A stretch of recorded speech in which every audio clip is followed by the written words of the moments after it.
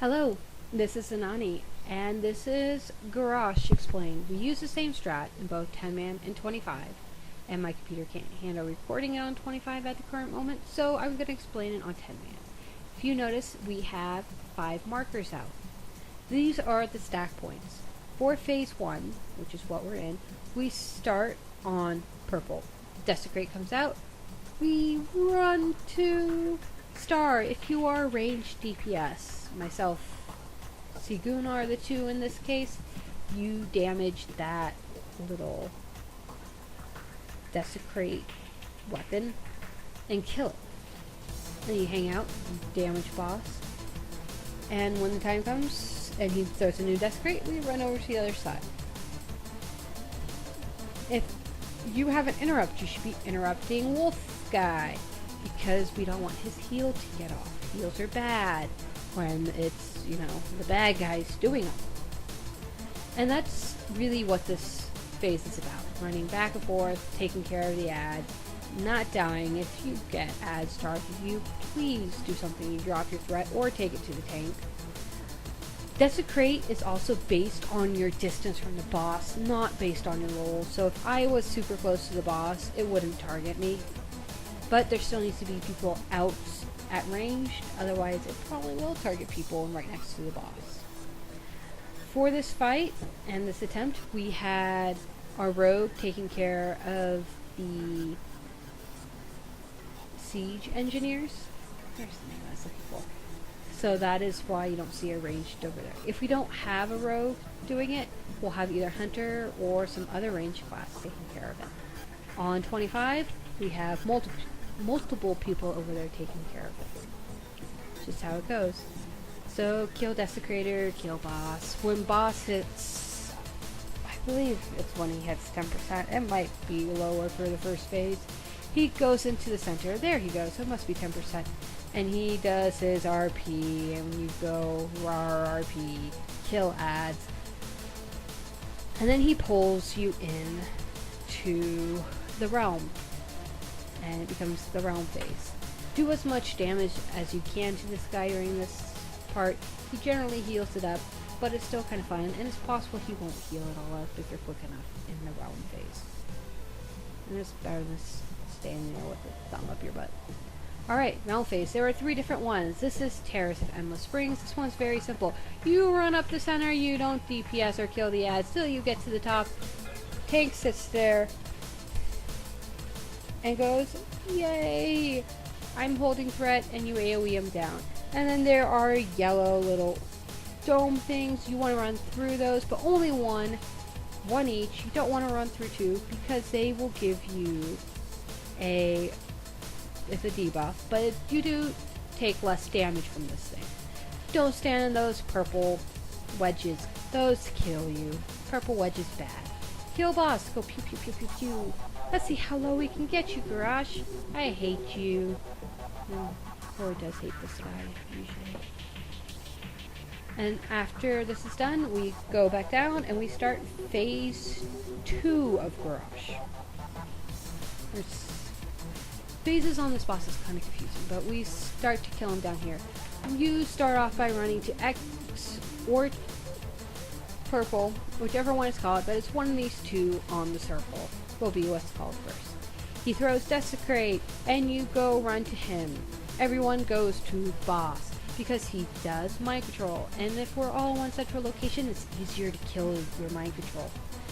Range continues to DPS the Desecrate weapons and the boss, and then Whirling Corruption happens.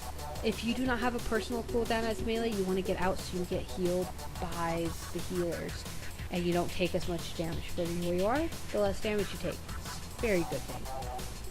And that is how this phase goes. Desecrate, boss, whirling. Desecrate, boss, whirling. Desecrate, whirling, realm. That's probably where it goes after that. It does break the pattern a little bit. Here is mind control. You need to be on boss for mind control, and after that's done, you Run out to the unused one. Ranged is killing desecrate weapons. If you are a double dotter in 10 or 25 man, help dot those weapons. Dotting's good. Dotting's really good because it means people are spending less time on those and more time on boss. And it makes your numbers look pretty too, which is always a good thing. Right there you saw Desecrate go towards the boss. That's because a melee was far enough out from the boss to be considered ranged, but obviously not in the right spot, so that happens sometimes. Be prepared to adjust for it. It happens. Handle it. Just like you would mini whelps. And this is rinse and repeat until the realm phase.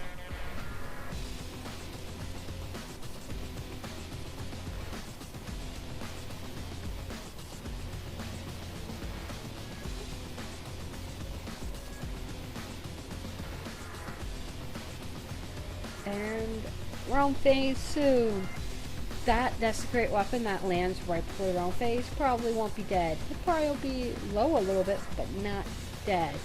You need to keep that in mind. That it will be there when you get out and that you need to run to the right spot. Alright, for this,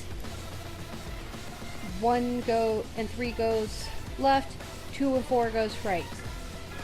Pretty much always. Always. For this one, stand pretty much on the guy, even if you're ranged, and he puts out a tell of where the orb will be, which you see is in front of us on the stairs. It'll be 1, 3 places. Run to there because it hits everyone who's in that area, instead of giving a bunch of little ones. And then it's rinse and repeat for this. Yay, pew pew.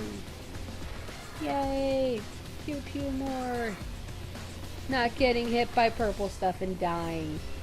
It's a very good thing, believe it or not.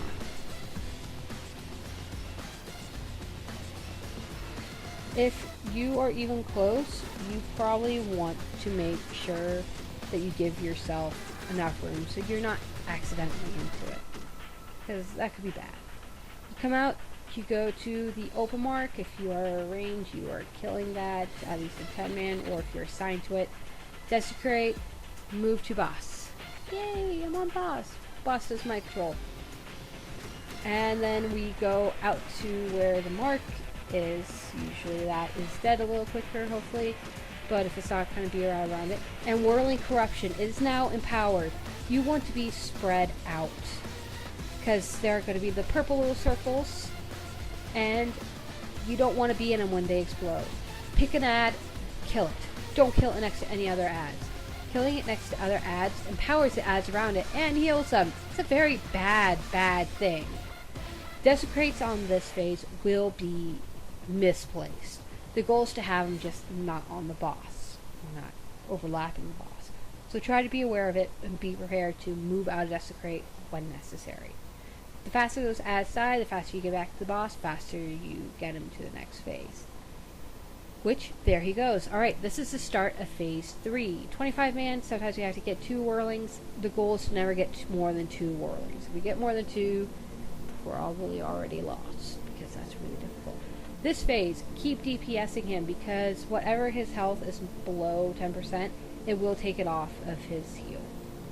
For this phase, you do not kill empowerings. You kill mind controls, but you need to single target mind controls, and you need to interrupt them. Interrupt, not silence. Interrupt. It has to be an interrupt to break the touch. That is the top goal. Pick one, interrupt. Hopefully you are picking different ones, because it's really needed. Whirling Corruption, you are not killing the ads anymore. A tank picks them up and kites them. Which you'll see here. Your goal is to survive and do lots of damage. Lots of damage. As fast as you can. Bloodlust is generally blown at the beginning of the 3rd phase. Depending on how we're doing, you might be blown a little bit earlier. After every empowering corruption, you run to boss, because guess what? Mind controls. In this case, both the healers. And then you kill them. If it goes longer than those 2, you go to the next one, and then to the next one. You spread out in those general areas.